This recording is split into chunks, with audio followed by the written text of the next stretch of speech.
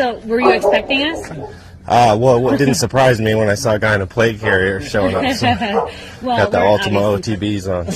Yeah, no. So the reason why we're here is because I don't know. I'm sure you're aware that just recently the ATF classified the FRTs, the force Sure. reset triggers, as machine guns. Yeah. So we are aware that you may have purchased some of these FRTs. Okay. So now we are having, like, the whole agency is basically reaching out to these purchasers. That's incredible. And we have to pick them up. Do these make the gun fire more rapidly? The stabilizing. Do these increase the muzzle velocity? The stabilizing. Do these allow the? You're not answering any of the questions. Do these allow the firearm to carry more bullets? The stabilizing rounds? braces allow, if they're the kind that count, allow the firearm to be shouldered. Let me ask in you a way this. that Congress I'm determined glad you makes brought it- that up. So this is a stabilizing brace here. Here's a pistol without a stabilizing brace. Does the buffer tube, could that be shouldered? Again, that would have to be submitted to the firearms experts at ATF, and we could classify Do you it. which think we you will have the do. authority to reclassify this pistol as a short-barreled rifle simply because it has a buffer tube? The piece of plastic in and of itself is absolutely I not submit covered you by don't the have rule. that authority, and you don't have the authority to do what you did. I'll yield back. The ATF is once again flexing its unconstitutional muscle.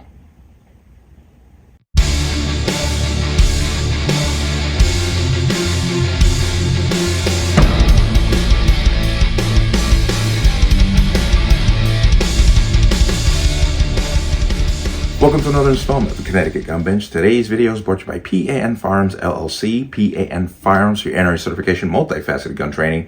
You can reach us at 203-300-6343 or use our website at www.panfirearmsllc.com.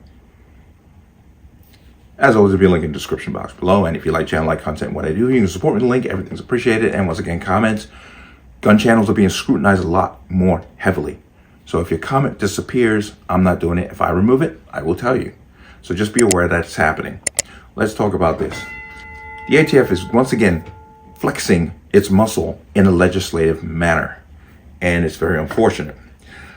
But they have basically gone after one company and one product.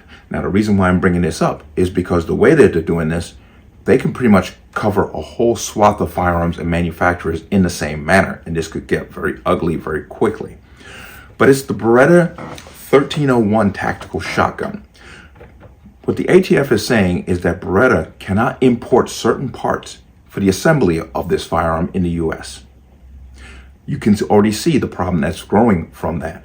Now, you think the ATF would learn its lesson by now. Everything that they have done has been struck down in court.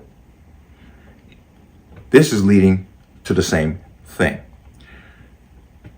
Now, Beretta has said that everything that's on the shelves now is good to go, but they're going to have trouble actually manufacturing the item in the future.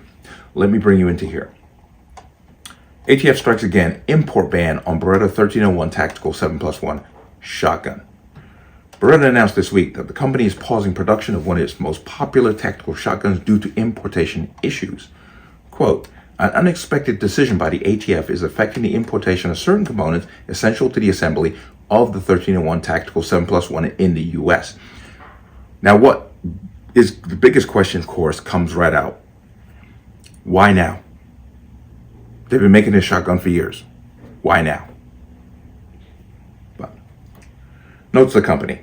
Beretta USA is in active discussions with the ATF to fully understand the scope of these regulatory interpretations. The company is committed to collaborating with regulatory authorities to resolve this matter and continue serving its valued customers.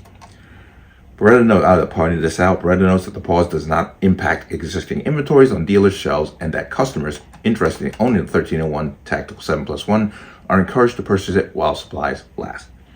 Meanwhile, the company intends to debut a new 1301 Tactical C 5+1 configuration of the well-liked shotgun that's coming out of that. Now, this story is about Beretta and the 1301. But as I pointed out, a number of manufacturers, especially those that are technically based in other countries who have the parts imported in, could all of a sudden find themselves under the same scrutiny. Now, is this a move by the ATF under Biden to once again supply and demand, to make the supply dwindle? Very possible, because I'm thinking of numbers of manufacturers, numbers of them, that are foreign companies that bring their items here. This could turn into a nightmare of guns being basically left in parts on the assembly line because they can't import the parts that they need from overseas, because the ATF just out of the blue just says, we got a problem with these parts. They're not telling Beretta what the problem is. Nobody's really saying what the problem is. It's just the ATF just decided, as they have done time and time again, decided probably from pressure from higher ups. And I'm talking about going to the White House. So we must expose these stories and talk about these stories, because this could turn into a bigger problem. Okay? But I hope Beretta gets through this. I've never even held a 1301, but if this is a gun that you like, there's going to be a problem getting them in the future, apparently. But there it is. Let me know what you think. As always, you can leave your comments in the comment section below. And as always, any statements of violence or statements that lead to violence will be removed. Please like, share, comment, subscribe. Don't forget to hit that notification bell so you're notified the next time a video goes live. I'm going to see you on the next one. Peace.